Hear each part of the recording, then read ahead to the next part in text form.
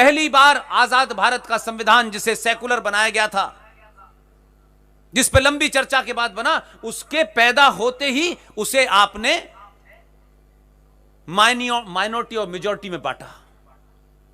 और फिर यही नहीं रुके, आपने कहा कि आपको अपने मजहब की तालीम देने के लिए अलग से मदरसे की छूट है, आप उसमें जो दिल चाहे पढ़ाना चाहे पढ़ाएं, लेकिन यह छूट बहुसंख्यक को नहीं है। तो जिस संविधान के लोग दुहाई देते हैं, कभी उस पर ढंग से चर्चा तो करें। यही संविधान कहता है कि मजहब के नाम पर किसी को रिजर्वेशन नहीं मिल सकता, यही कहता है। हम भी मानते हैं, अच्छी बात है, लेकिन आपके खामोशी, और आप यादव हैं, ठाकुर हैं, ब्राह्मण हैं, आप कांग्रेस में हैं, सपा में हैं, बसपा में हैं, आपने पार्टियों को अपना मजहब समझ लिया। यह समझ लिया कि यही पार्टी हमारी आस्था है, यही हमारी विश्वास है, यही पार्टी हमारी संस्कृति है। तो आपके समझने से हुआ यह कि आपको बिना बताए खुल्लम खुल्ला सब कुछ हुआ, लेकिन आप बोले नहीं। आप पिट रहे हैं सुबह से लेकर शाम तक, लेकिन आप उफ तक नहीं कर रहे, रो भी नहीं रहे, चिल्ला भी नहीं रहे। भाई रो तो सकते थे, सरकार क्या करती नहीं करती बात की बात है, लेकिन अपने 4 पड़ोसियों को बताते, यार ऐसा हो गया है, 100, 200, 500 लोगों को बताते, फिर वो एक मूवमेंट बनता। आज यही मूवमेंट तो है, हजारों की गिनती में आप बैठे क्यों हैं यहां? कौन कहता है कि मूवमेंट नहीं खड़ा हो सकता? ये जितने भी आए हैं शुद्ध सनातनी हैं, कौन कांग्रेस में है, कौन बीजेपी में है, ये महत्वपूर्ण नहीं है। ये पहले भी हो सकता था, लेकिन हमने नहीं किया, क्योंकि हमारा भी स्वार्थ था कि आप ही मूर्ख बने रहें। आप यादव बने, आप ठाकुर बने, आप पटेल बने, आप कड़वा पटेल बने, आप तिलवा पटेल बने, आप सब कुछ बने। हिम्मत नहीं थी उस समाज के लीडरों में, ठेकेदारों में, कि वो किसी दूसरे से कहते कि हिंदुस्तान में मुसलमानों के 72 फिरके हैं, पहले हम जरा इनको बांट के देखते हैं। उनको बांटने की हिम्मत नहीं हुई, क्योंकि आप बंटने के लिए तैयार थे, और आपके लोग आपकी कमजोरी को जानते थे, इसलिए उन्होंने एक्सप्लॉइट किया, और आपने अपने आप को एक्सप्लॉइट होने दिया। मेरे 2 मंत्री, मेरे 4 मिनिस्टर, मेरा मुख्यमंत्री क्यों नहीं बना, मेरा कास्ट का प्रधानमंत्री क्यों नहीं बन रहा, मैं दुश्मन से मिलकर इसे निपटा दूंगा, चाहे कुछ हो जाए। इस बीमारी से नहीं निकले। इसलिए एक नहीं, आपकी चुप्पी ने इस राष्ट्र को गर्त में गिराया है, उसके लिए मैं और आप जिम्मेदार हैं। कोई सरकार जिम्मेदार नहीं है। सरकार सरकार होती है, सत्ता पे बैठने वालों की प्रवृत्ति होती है कि अगर उनको सत्ता में बैठना है तो वो सत्ता में बने रहने के लिए नए नए तरीके ढूंढते हैं। और क्योंकि आप उस प्रजाति के लोग हैं कि आप हर एक के एक्सपेरिमेंट के लिए अवेलेबल रहते हैं, आपके ऊपर ही एक्सपेरिमेंट होता है कि दवा असर करेगी कि नहीं करेगी। लिहाजा क्या हुआ, जो 4-5 पॉइंट हैं जो मैं आपको बताना चाहता हूं, और आप सुनने आए हैं, इसलिए मेरी ईमानदारी के साथ कोशिश करना चाहता हूं कि आप जब यहां से जाएं तो ये मुद्दे आपके अंदर रात में इतनी बेचैनी पैदा करें कि आपको नींद ना आए। मुझे 4 साल से नींद नहीं आ रही है। मैं शिकायत नहीं करता, कभी बखान नहीं करता, मैं अपनी मर्जी से यहां हूं। यह बात अलग है कि जिग्नेश भाई ने मेरी टिकट दी है, वो माध्यम जरूर है। मुझे कल यहां जाना है, परसों कहीं और जाना है, इसलिए मैं किसी पे एहसान नहीं कर रहा। मैं विनती करता हूं कि अभी आपके पास थोड़ा सा समय है। ये जो थोड़ा सा समय है, ये बहुत कम है। आप किसी गफलत के शिकार हैं, आप किसी कंफ्यूजन के शिकार हैं। क्या आपको लगता है सब ऐसे ही चलता रहेगा? ऐसा नहीं चलने वाला, ऐसा नहीं होने वाला।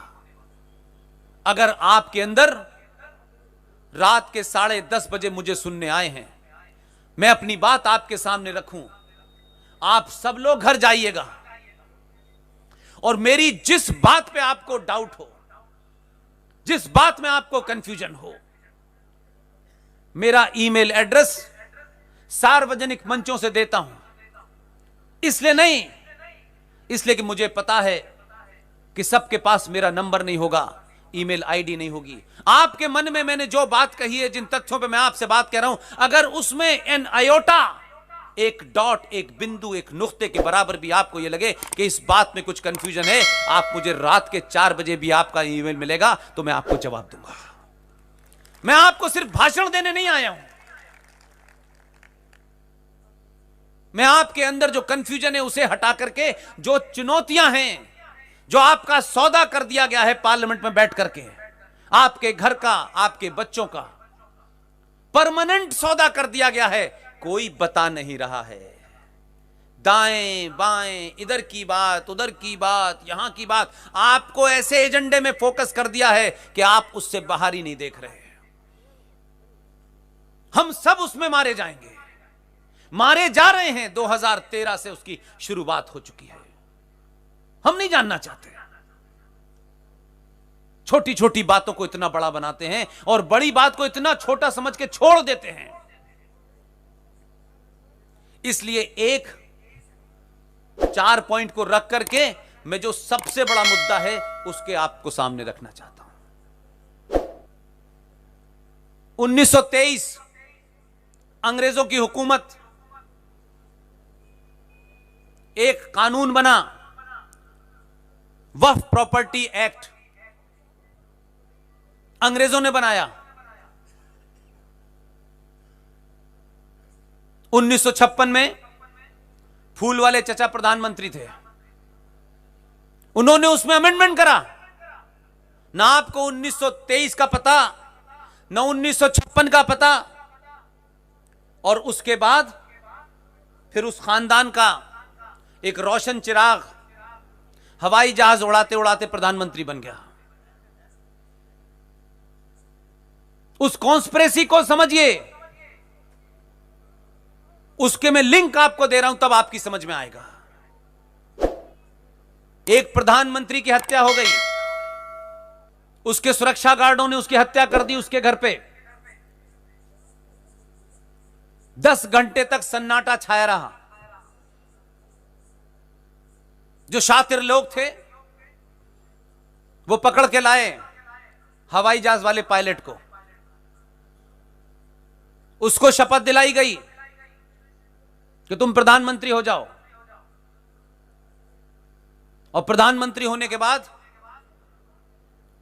यह बाकायदा तय हुआ 3 मूर्ति में कि इनको सबक सिखाना है। उसके लिए लोग हायर किए गए जामा मस्जिद के इलाके से, जो 1947 में जिन्होंने उन्हें पीटा था, उन्होंने कहा इससे बढ़िया मौका नहीं मिलेगा। वो तमाम लोग, उन जिहादियों को खुले छोड़ा गया और दिल्ली के अंदर 3,500 सिखों का कत्ल हुआ। कभी आपने ये बात सोची कि 3,500 सिख दिल्ली में एक तरफा मारे गए? 3,500 सिखों के हत्यारों में कोई जमीन पे हत्यारा पकड़ा गया? अरे 3,500 सिखों को मारने के लिए कम से कम 1,000 लोग तो जमीन पे होंगे जिन्होंने चाकू से, बंदूक से, तलवार से, किसी से मारा होगा। उन 1,000 लोगों में से एक भी कत्ल करने वाला पकड़ा गया? हां, कुछ 2-3 नेताओं के नाम आते हैं कि ये उनको डायरेक्शन दे रहे थे, जिसमें एक सज्जन कुमार है और एक जगदीश टाइटलर है।